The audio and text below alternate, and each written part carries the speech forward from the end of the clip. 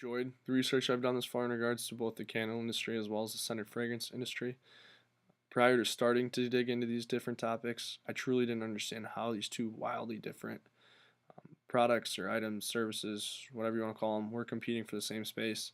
Since then, it's become more than clear to me that this is the case. However, both industries are continuing to grow and competition is continuing to increase between both of them. I can say I was a quasi candle fan prior to this project, since I do actually have a couple of different candles, including wood wicks myself. However, I can say my knowledge is what has grown the most in regards to what goes into the making of a candle, as well as the history of the product, the industry, the buying determinants, rivals, types of wicks, and how long it takes for a candle Chesapeake to Bay actually Candle was burn. founded in early Has grown immensely during 1994 the by couple weeks I've been Zhu working on this and given David project. Blank. The then husband and wife team started out by hand-making candles in the basement of their home in Annapolis, Maryland. Mesmerized and inspired by the beauty of the Chesapeake Bay shoreline near their home, they decided to pay tribute and name their brand Chesapeake Bay Candle. From day one, Chesapeake Bay Candle has celebrated a natural way of living with the use of botanical-inspired fragrances and clean, minimalist designs.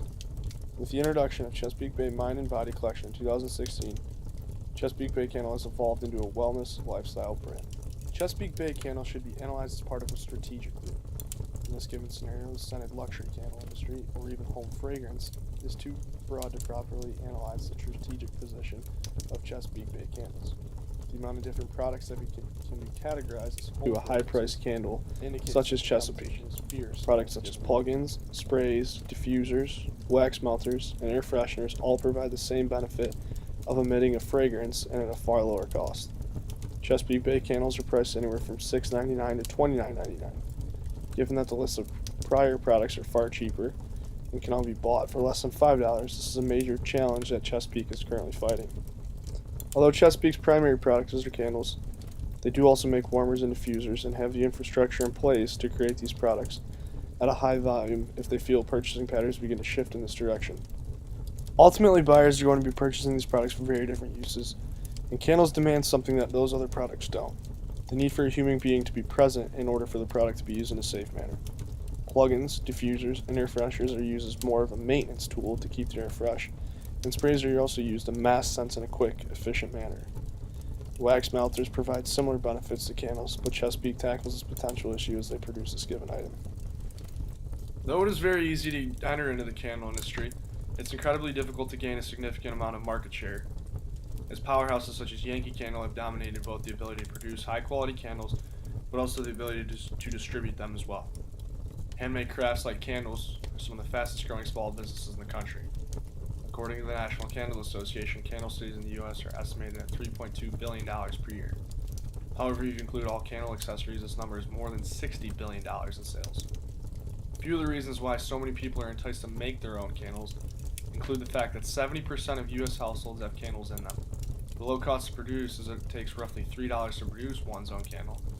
And there is also an expectancy that the candle industry will continue to grow significantly by 2020, potentially growing from an industry that does $60 billion in sales, which includes the accessories, to an industry that does more than $70 billion in sales, according to the National Candle Association. One other major barrier to entry is how heavily reliant candles are based upon how well the economy is performing. Candles are a luxury item and sales are heavily reliant on discretionary spending, ultimately altering the purchasing trends of consumers. Rivalry is intense in this given market, and major players competing with Chesapeake include Yankee Candle, who is also a subsidiary of Newell Brands, S.E. Johnson, Bath & Body Works, Candlelight, and Colonial Candle. All these given companies make very similar products and distribute their products in similar fashions. Brand name, though, is ultimately the major player in determining success in this given industry. Rivalry is also something that may differ on the person and their overall wealth. Those who are candle fanatics and prefer the actual burning fire might not consider companies such as Febreze, Glade, or Airwick rivals, as they are more heavily focused on products such as plugins and sprays as opposed to candles. However, those who are simply looking for products that emit a scent would consider those given products and brands as potential rivals. Product differentiation, though, is something that has allowed Newell Brands, Chesapeake, and Yankee to begin to distinguish themselves from their competition, as they have introduced the woodwick candle. The woodwick candle now crackles as it burns, which impersonates an actual fire with the sound it produces, allowing them to gain ground on their given competition. Ultimately, threat of buyers is something that is a concern for candle producing companies. As mentioned above, Sales depend strictly on discretionary spending, as candles are considered a luxury item and not necessarily a candle that people need to live with. Prices are not exorbitantly high, ranging anywhere from $5 to $35 on the very high end. However, these are items that are not necessary for people to operate on a day-to-day basis. There is some seasonality to candles, as holidays such as Christmas and Easter are periods where sales spike fairly significantly. Birthdays are also a time where sales increase. But again, the only major driver of candle sales includes times of celebration. Moving into suppliers. There are hundreds of major suppliers who give organizations the ability to make quality wax candles. Ultimately, the only major resources needed to successfully make candles include the wax and the wick, which is either made of cotton or wood. All of those resources are incredibly cheap and are always. Now moving to Michael Porter's 5 Forces and start with rivals. There are hundreds of companies and/or individuals who produce fragrances that are meant to keep space smelling fresh. Due to the lack of one given company demanding a considerable amount of market presence and the overall saturation of the market, I would categorize rivalry as a medium threat. Moving into the threat of substitutes, I would categorize this given force as high. The amount of different products that serve similar purposes to candles is extremely high, as mentioned earlier. Sprays, diffusers, plugins, and several other products serve similar purposes to candles and are all on the market at a lower price. One of the major intriguing forces for this given market is the threat of new entrants. The amount of capital required to start an organization that produces candles is incredibly low. Wax and wicks, and whether the wicks are wood or cotton, are very cheap.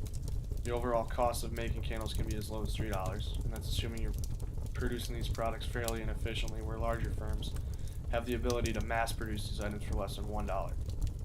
All these given factors lead me to believe that the threat of buyers should be categorized as medium.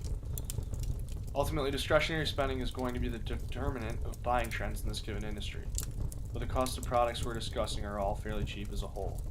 Along with that, the overall benefits that these products offer do not consist of substantial differences. And lastly, is the threat of suppliers.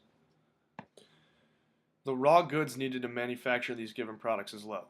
Wood, wicks, and wax are all cheap, which strongly indicate that the threat of suppliers could be categorized as a low-level force.